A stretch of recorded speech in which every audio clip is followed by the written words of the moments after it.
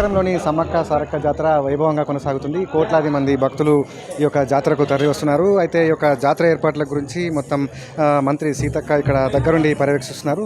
అక్క చెప్పండి, ఈ యొక్క జాతర ఏ విధంగా కొనసాగుతుంది? వచ్చేటి బండ్లు పోయే బండ్లు వీఐపీల తాకిడి కూడా ఈరోజు ఎక్కువ ఉండడంతో కొంచెం ట్రాఫిక్ ప్రాబ్లం అనిపించింది. అదర్ దెన్ అంతా కూడా నీట్గా మంచిగా అందరికీ దర్శనాలు అయితే అవుతున్నాయి. క్యూ లైన్లలో వచ్చినటువంటి వాళ్ళకే మంచిగా దర్శనమైంది. వాస్తవానికి ఈ వీఐపీ పేరు మీద చాలామంది వేల మంది సడన్గా మెయిన్ గేట్ల కాడికి వచ్చి ఆడ నిలబడము, తోసుకెళ్ళడము ఇది తప్ప అసలు క్యూ లైన్లలో ఉండే వాళ్ళకు హాఫ్ అన్ అవర్లో దర్శనాలు అయిపోయినాయి. కాబట్టి ఇప్పటివరకు అయితే అంతా ఈ రోజు వరకు అంతా ప్రశాంతంగా జరిగింది. సమ్మక్క సారలమ్మ దయతో ఆమెకు జరిగే పట్టాభిషేకం కాబట్టి ఆమె అన్ని రకాలుగా ప్రజల మీద మరి ప్రేమ కురిపించింది. మళ్ళీ 2 సంవత్సరాల తర్వాత పునర్దర్శన ప్రాప్తిరస్తు అనేది మేము చెప్తా ఉన్నాం. జాతరలో ముఖ్యంగా వచ్చిపోయే భక్తులకు ఇప్పపు లడ్డును ప్రసాదంగా ఇస్తున్నారు. దానికి ప్రత్యేకత ఏ విధంగా ఇచ్చారు? ఇక్కడ వాస్తవానికి మా మహిళా సంఘాల గ్రూపులకే అత్యధికంగా షాప్స్ కేటాయించి వాళ్ళనే అక్కడక్కడ సెంటర్స్ ఓపెన్ చేసినాం. చాలా బాగా అమ్ముడుపోయినాయట. చాలా డిమాండ్ కూడా పెరిగింది. ఇన్ ఫ్యూచర్లో కూడా ఇంకా ఇప్పుడు దేవుడి చుట్టూ కూడా ఇప్పపు చెట్లను ఎక్కువ పెడతాము.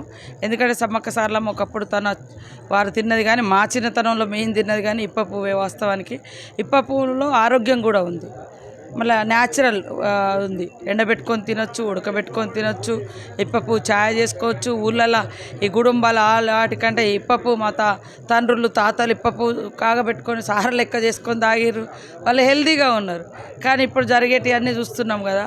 కాబట్టి మాకు ఇప్పపు ఒకప్పుడు జుట్టుకు నూనె, వంట చేసుకోవడానికి ఇప్పపు నూనె, ఇంట్లో దీపము అంటే మార్కెట్తో సంబంధం లేనప్పుడు ఇప్పపు మాకు అన్ని రకాలుగా తినడానికి ఆకలి తీర్చేది, ఇంట్లో దీపం పెట్టుకోవడానికి దీపం అయ్యేది. చీకటి కదా అడవిల గ్రామాల్లో.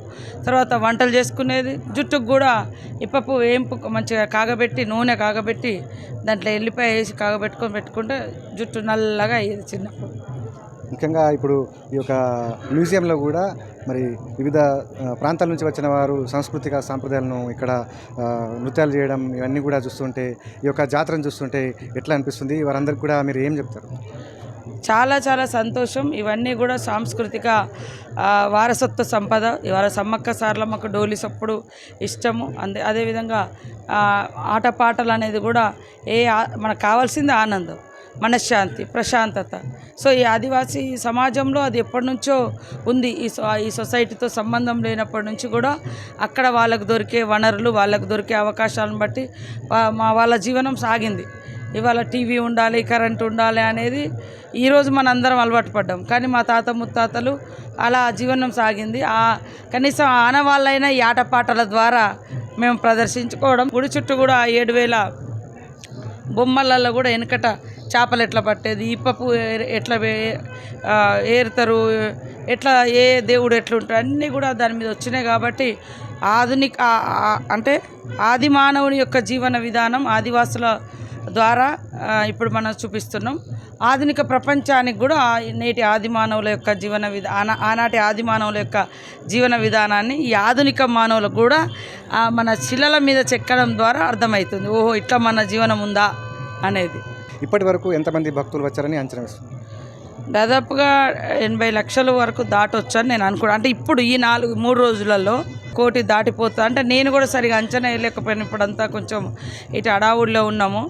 మనకు జాతర మొదలవ్వకంటే ముందే దాదాపుగా 70-80 లక్షల మంది అని 40 రోజులు జరిగింది. వాస్తవం 4 రోజుల పండగలాగా జరగలే, 40 రోజులు నడిచింది. కాబట్టి ఈ రోజు కూడా ఒక 40 లక్షల మంది పైగా ఈరోజు ఒక్కరోజు దర్శనం అయి ఉంటుంది. ఇంకా నడుస్తుంది. నిన్న మొన్న అట్లా యావరేజ్గా వేస్తే 1 కోటి మంది దాటి ఉంటారు. కానీ పర్ఫెక్ట్ అంచనా అనేది ఇప్పుడు అధికారులతో నేను తీసుకుంటాను. సో రైట్, ఇది మంత్రి సీతక్క చెప్తున్నటువంటి పరిస్థితి. ఇది జాతర మాత్రం చాలా వైభవంగా కొనసాగుతుంది. 4వ రోజుతో జాతర ముగుస్తుంది. అయితే జాతరకు వచ్చే భక్తులందరికీ కూడా మరి ప్రత్యేక సౌకర్యాలు ఏర్పాటు చేస్తూ జాతరను ముందుకు కొనసాగిస్తున్నాం. మళ్ళీ వచ్చే జాతర వరకు కూడా మరిన్ని అభివృద్ధి పనులు చేసే దిశగా కృషి చేస్తామని అయితే మంత్రి సీతక్క చెప్తున్నారు. మేడారం నుండి శైలేందర్, ఏబీపీ దేశం.